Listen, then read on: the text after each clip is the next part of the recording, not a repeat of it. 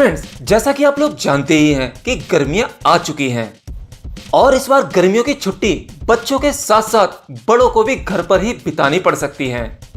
Reason तो आप लोग जानते ही होंगे, कोविड-19 कोरोना वायरस की वजह से देश में जो लॉकडाउन है और शायद ये लॉकडाउन आगे भी बढ़ सकता है जब तक इसे कंट्रोल ना कर लिया जाए।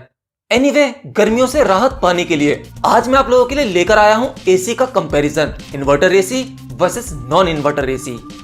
देखिए, एसी खरीदने से पहले हमारे दिमाग में एक कंफ्यूजन अक्सर रहता है कि एसी इन्वर्टर लें या फिर नॉन इन्वर्टर लें। और वैसे भी इसके बारे में मैं पहले भी एक वीडियो बना चुका हूं कि आपको इन्वर्टर एसी लेना चाहिए या नॉन इन्वर्टर एसी। लेकिन आज हम कंपैरिजन करेंगे कि दोनों एसीज में फर्क क्या होता है, इन्वर्टर एसी और नॉन इन्वर्टर एसी में।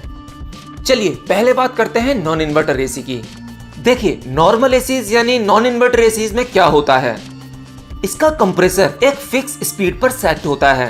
जब आप इसे ऑन करते हैं तो ये एक फिक्स स्पीड में चलता है, मतलब इसमें आप जो भी टेम्परेचर सेट करते हैं उस रूम को ये उतने ही टेम्परेचर में कूल कर देता है और उसके बाद इसका कंप्रेसर ऑफ हो जाता है जब तक कि आपका रूम वापस से गर्म ना हो जाए और बाद में इसका कंप्रेसर फिर से रीस्टार्ट हो जाता है। जैसे इसे ऐसे समझते हैं, जैसे मान लीजिए आपने अपने एसी का टेम्परेचर 24 डिग्री सेट किया है और उसके बाद कूलिंग करने के बाद यानी आपके रूम का टेम्परेचर 24 डिग्री हो जाता है तो आपके एसी के आउटडोर यूनिट का कंप्रेसर कंप्लीटली स्टॉप हो जाता है और जैसे ही आपके रूम का टेम्परेचर 27 डिग्री तक पहुंचता है देन इसका कंप्रेसर फिर से रीस्टार्ट हो जाता है। मतलब इसका कंप्रेसर एक फुल स्पीड पर चलता है, जिसका मतलब है ये आपकी इलेक्ट्रिसिटी एक इन्वर्टर एसी से थोड़ी ज्यादा लेता है। और वहीं बात करें इन्वर्टर एसी की, तो इन्वर्टर एसी का कंप्रेसर अपने आप एडजस्टेबल होता है। जैसे मान लीजिए आपने अपने इन्वर्टर एसी में एसी का टेम्परेचर 24 डिग्री सेट किया। अब जैसे ही आपके रूम का टेम्परेचर 24 डिग्री होता है तो आपके इन्वर्टर एसी का कंप्रेसर अपने आप एक स्लोअर स्पीड में आ जाता है, यानी कि वो बहुत स्लो चलने लगता है। मतलब यह है कि आपके इन्वर्टर एसी का कंप्रेसर पूरी तरह से स्टॉप नहीं होता, ये ऑफ नहीं होता। जैसे जैसे रूम का टेम्परेचर बढ़ता है इसकी स्पीड स्लोली बढ़ती है और जब कंप्रेसर बहुत स्लो स्पीड में चलता है तो उसका एनर्जी कंजप्शन भी कम होता है।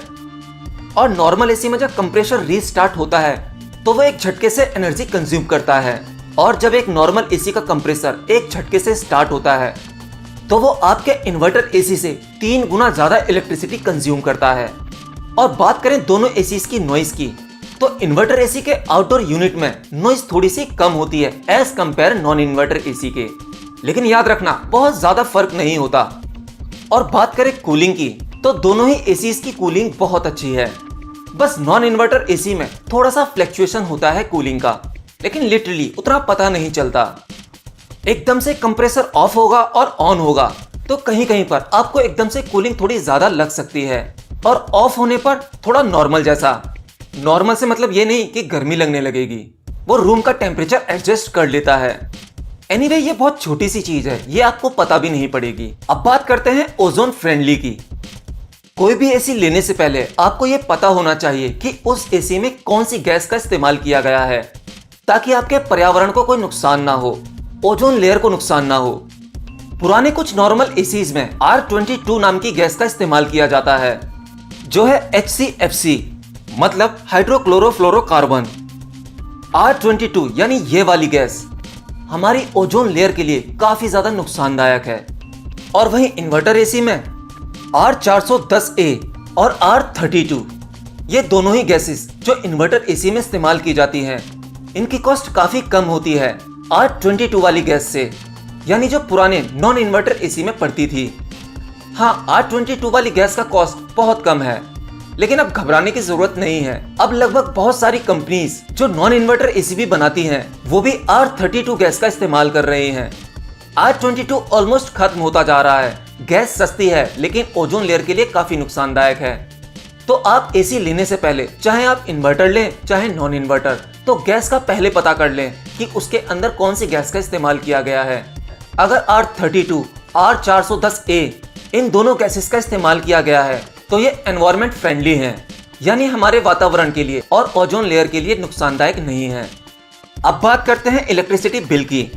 मैंने दोनों ही एसीज को इस्तेमाल किया है और इस्तेमाल करने के बाद मुझे पता लगा कि मेरा जो नॉर्मल एसी है उसका इलेक्ट्रिसिटी बिल मेरे इन्वर्टर एसी से 20-25% एक्स्ट्रा आता है। लेकिन हाँ, मेरा नॉर्मल एसी भी, उसमें भी R32 गैस का इस्तेमाल किया गया है जो कि ओजोन फ्रेंडली है।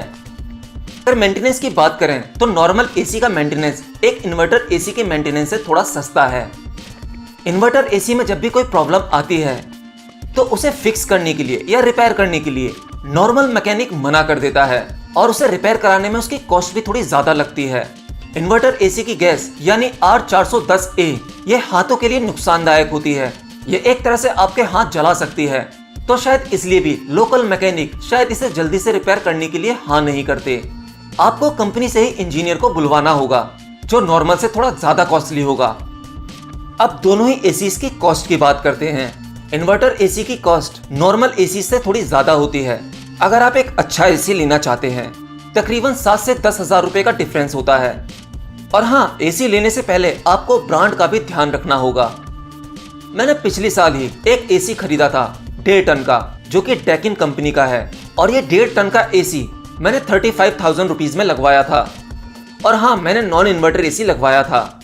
डेकिन का सेम एसी यानी 1.5 टन वाला जो कि इन्वर्टर एसी था उसकी कीमत तकरीबन 42,000 रुपए थी।